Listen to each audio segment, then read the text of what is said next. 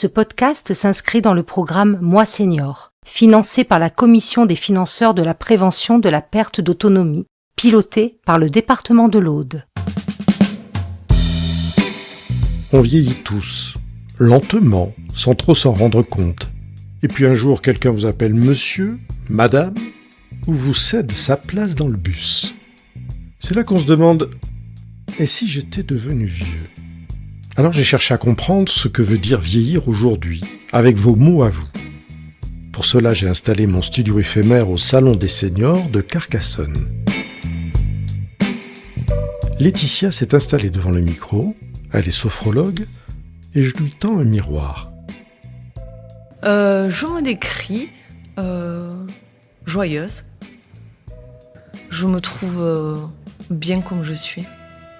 Voilà, je changerai rien. Je fais des couleurs parce que j'ai les cheveux blancs. J'ai des rides que je n'avais pas. Je m'appelle Philippe Kern et je vous pose la question. Vieux ? Et alors ? Vieux et alors ? J'accompagne les seniors au cours d'ateliers depuis maintenant 3 ans.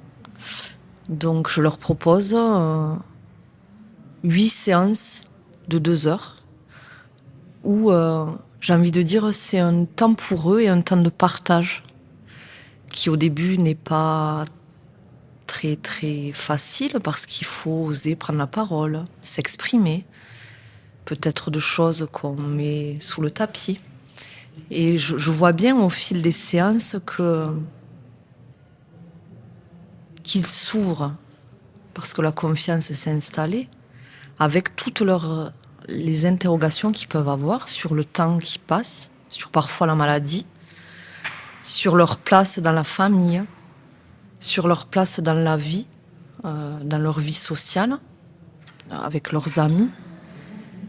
Et ils sont pleins de ressources en fait. Et je trouve ça merveilleux parce que c'est à partir de 60 ans, mais je peux avoir... J'ai eu des personnes de plus de 90 ans avec tout ce vécu qui est enrichissant pour moi déjà dans ma pratique, dans ma posture et pour les autres parce que oui, peut-être 90 ans, mais ils viennent toujours avec cette envie d'apprendre par curiosité, parfois au début, et ensuite souvent parce qu'ils vont peut-être redécouvrir quelque chose en eux qui existait mais qui était peut-être oublié ou caché. Et c'est fabuleux. Qu'est-ce qu'on apprend à 90 ans ? Parfois à lâcher. On apprend à lâcher prise. Oui. À prendre du temps pour soi. Parce que c'est quand même des générations où le prendre soin de soi n'était pas quelque chose, vous voyez, c'est surtout pour les dames. Hein. Et c'est... Je viens ici et je prends ce temps pour moi. Alors, dans nos générations, ou les générations qui arrivent, c'est quelque chose qu'on fait beaucoup plus facilement, mais pas pour des gens ou des personnes qui ont, 80-90 ans. On est vieux à quel âge ? Je crois que j'ai pas de réponse et je pense que c'est la façon dont on vit, la façon dont on pense,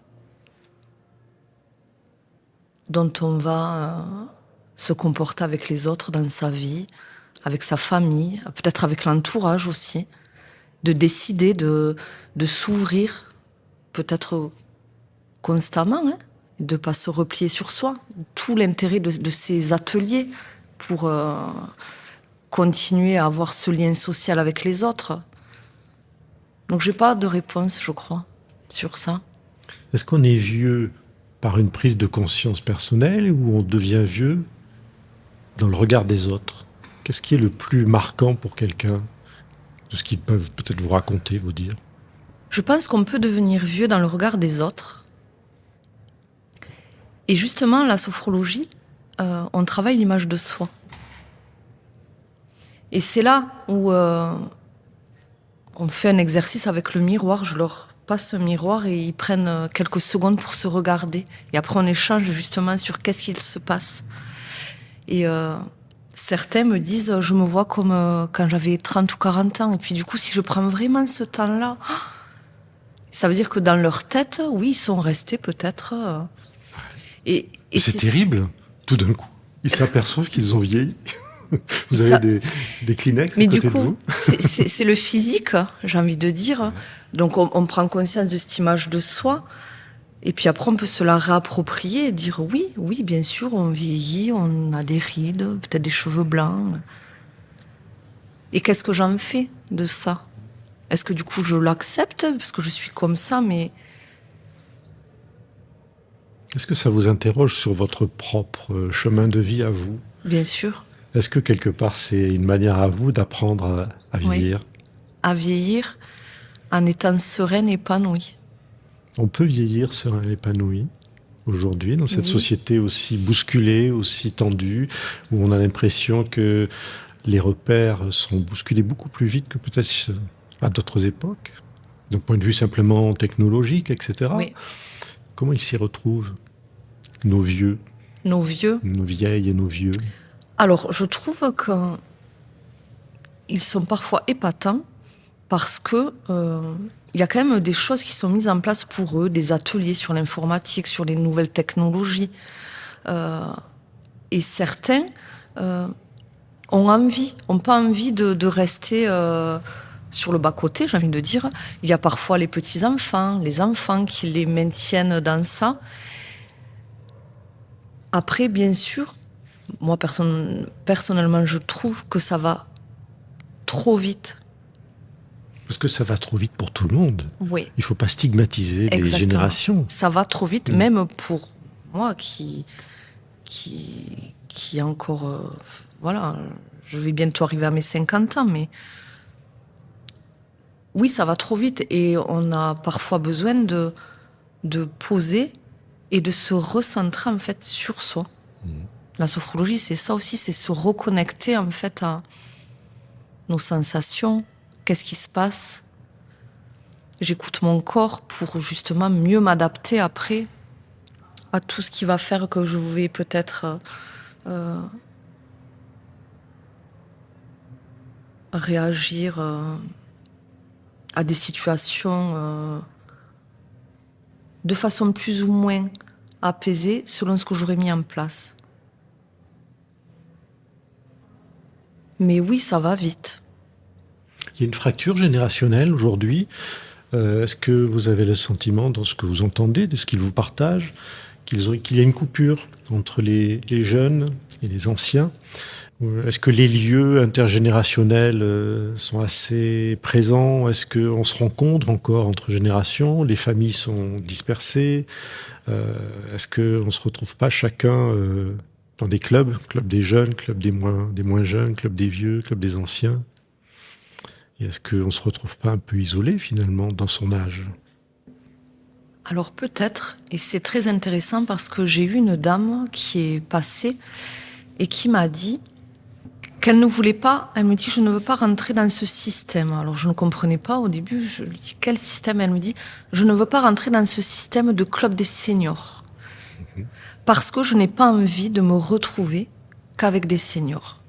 Du coup, j'ai dit, ce que vous souhaiteriez, c'est de l'intergénérationnel, et c'est exactement ça.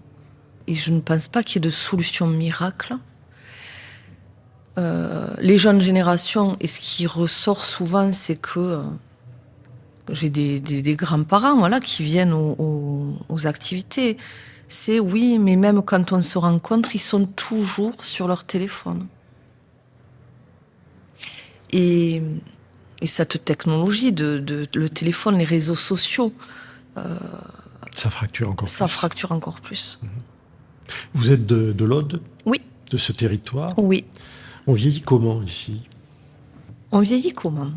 Je trouve qu'on a un territoire où justement le bien vieillir est quand même ancré dans notre département.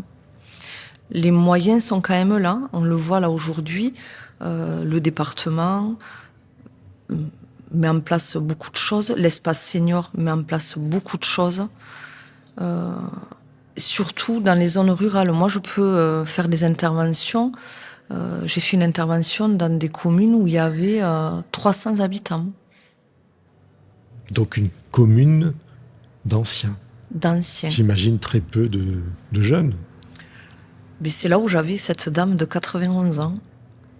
Mais alors, bien sûr, ils se connaissent là, du coup, tous. C'est une grande famille. Mais il y a quelque chose.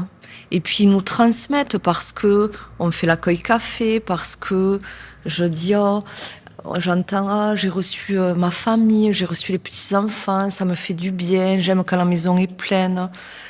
Ils échangent et puis ils ont tout ce vécu qu'ils peuvent partager.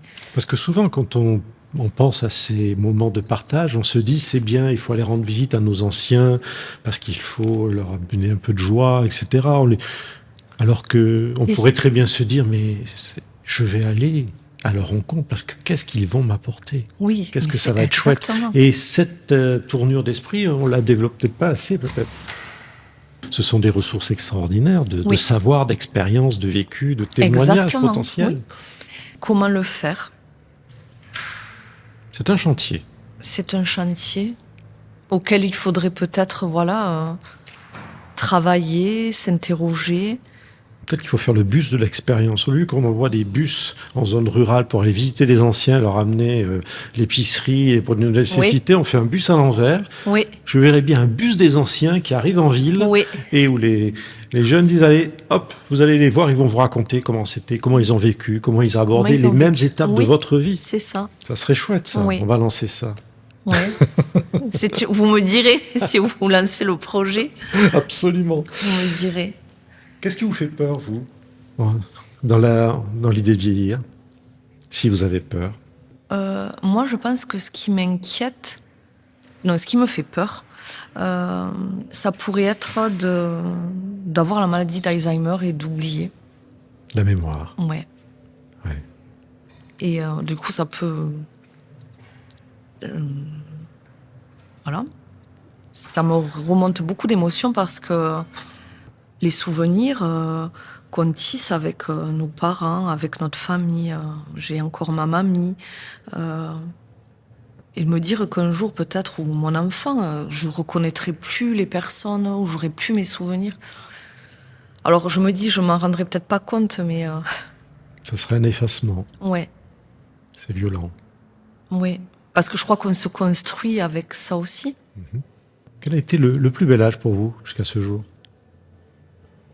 Je crois, il y a eu plusieurs moments, mais je pense que vraiment quand j'ai trouvé ma voie et que j'ai su que je voulais être sophrologue, et quand j'ai été diplômée, et que j'ai su que j'allais pouvoir transmettre les enseignements que j'avais reçus et le chemin que j'avais moi entamé, et que j'allais pouvoir le transmettre aux autres.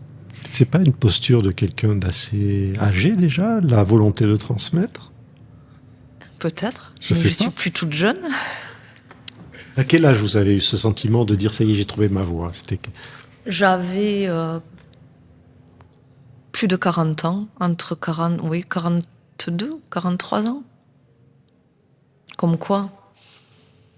Et c'est en lien avec la sophrologie, c'est en fait un chemin de meilleure connaissance de soi, et je pense qu'il ne s'arrête jamais, ce chemin-là, et que tous les jours on apprend sur soi, on apprend comment on fonctionne, et puis selon l'âge qu'on a, c'est différent.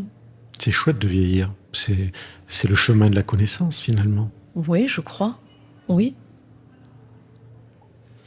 Voilà, jeune enfant qui a 18 ans, qui fait des études supérieures, donc c'est aussi une autre façon de continuer sa vie. On élève, on éduque, on apprend, on essaie de transmettre, et puis après,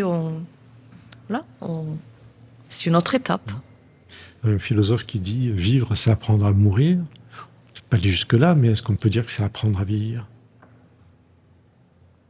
Oui. Oui. C'est apprendre à vieillir, parce que de toute façon, vieillir, c'est le cycle de la vie, c'est comme ça. Oui, ça c'est du fatalisme.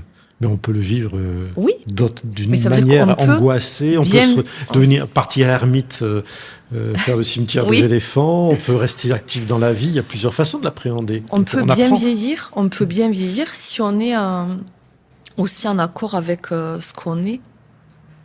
Si on se ment pas à soi-même. Parfois, il faut du temps pour ça. Ouais, voilà. Il faut faire un peu de sophrologie. Quel âge avez-vous? J'ai 47. Quelque chose à rajouter? Mais merci pour cet échange. C'était chouette, ça m'a plu. Merci beaucoup. Vieux et alors, une série conçue et réalisée par Philippe Kern, enregistrée au Salon des Seniors de Carcassonne. Ce podcast s'inscrit dans le programme Moi Senior, financé par la Commission des financeurs de la prévention de la perte d'autonomie, piloté par le département de l'Aude.